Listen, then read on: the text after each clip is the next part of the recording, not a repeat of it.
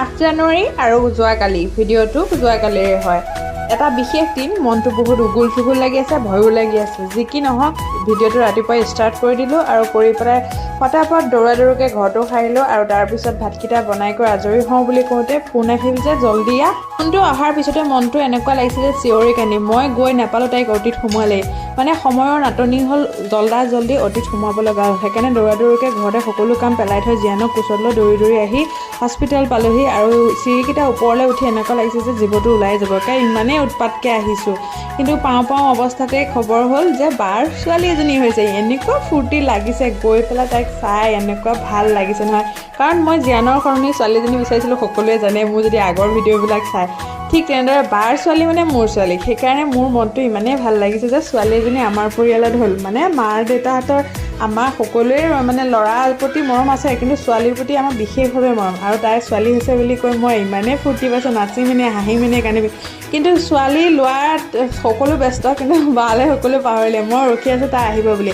কিন্তু প্ৰথম অৱস্থাত দেউতাকে লৈছে, মায়ে ধুনীয়াকৈ নাতিনীয়েকে নজৰ উতাৰিছে পইচা এটা দি পেলাই। কিন্তু আইতাকে লৈছে, মাহীয়েকে লৈছে, মই লৈছোঁ, সকলোৱে মানে অকণ লৈছে। কিন্তু তাই অতিৰ পৰা উলিয়াই দিয়া হোৱাই নাছিলে। ইমান সময় হ'ল কি নহ'ল। কিন্তু ভিনদেউ ছোৱালীৰ লগত ব্যস্ত হৈ আছিল, যদিও বাৰ প্ৰতি ধান্দাটো বহুতেই বেছি। আৰু এইপিনে আমাৰ দেউতায়েও পইচা এটা দি পেলাই তাইক ল'বলৈ বিচাৰিছে, কিন্তু সকলোৱে ক'লে চেনচিটিভ হৈ থাকে এনেকুৱা অৱস্থাত এইবিলাক বস্তুত কেমিকেলো থাকিব পাৰে, বীজাণু থাকিব, পইচা দিব নালাগে। কিন্তু আমাৰ সকলোৱে মৰমতে দিয়া যায়, সেইটো কোনোবাই আকৌ নিগেটিভভাৱে কমেণ্ট নকৰিব দেই।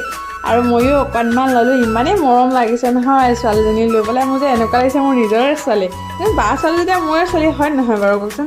সেইখিনি সময়তে বাক উলিয়াই দিলে, মই দৌৰি গৈছোঁ বোলো তাই সুস্থ হৈ আছে নে চাওঁ। আৰু তাইক দেখি এনেকুৱা লাগিছে যে একেবাৰে থকাই কঁপি আহিছে। এচি ৰুমৰ পৰা উলিয়াই দিছে যেতিয়া বহুতেই ঠাণ্ডা লাগিছিলে। 3-4খন কম্বল জাপি তাই তৰণি পোৱা নাই। আৰু সেইখন সময়তে মই উৎপাততে জীয়ানক হাগিছ পিন্ধাবলৈও পাহৰিলোঁ। ইমানে লৰালৰি হ'ল, যাৰ বিনিময়ত তাৰ কাপোৰো অনা নহ'ল। সেইকাৰণে আকৌ সি কাপোৰে কানি পাচাব কৰি দিলে। সেইকাৰণে নতুনকৈ কাপোৰ কিনি আনিছোঁগৈ, হাগিছ কিনি আনিছোঁগৈ। আকৌ তাক চাফ চিকুণ কৰি লৈ সকলোৱে কৈছে কিবা এটা খাই লওঁগৈ ব'ল। ভিনদেউৱে ক'লে ব'লা ভাত কেইটামানকে খাই লওঁগৈ, কোনেও ৰাতিপুৱা ইমান জল্দি আহিছা যেতিয়া কোনেও একো খোৱা নাই। সেইকাৰণে সকলোৱে নিৰামিষ ভাতকে খালোঁ। আৰু কিমান যে তৃপ্তি লাগিছিলে, পেটৰ ভোক যে একে কলমলাই আছিলে। আৰু এয়া আবেলিৰ সময় ঘৰলৈ উভতি আহিছোঁ। বহুতেই সন্ধিয়া হৈ গ'ল, ৰাতিপুৱা 10টা বজাতে গৈছোঁ আৰু এতিয়া সন্ধিয়া হৈ গ'ল। আহি পেলাই ধুনীয়াকৈ চাহ একাপ বনাই খালোঁ, ব্ৰেড আছিলে ব্ৰেড সেকি ল'লোঁ, গাখীৰৰ চাহ একাপো খাই ল'লোঁ। ইমানে মূৰৰ বিষ হৈছে একদম দিনটো দৌৰা ধাপৰাতকৈ, সেইকাৰণে গাখীৰৰ চাহকাপ খালে বোলো মূৰৰ বিষটো অকণমান কমিব। কিন্তু গাখীৰৰ চাহ ইমান নাখাওঁ, কিন্তু মূৰ বিষাই থকাৰ কাৰণে খাব লগা হ'ল।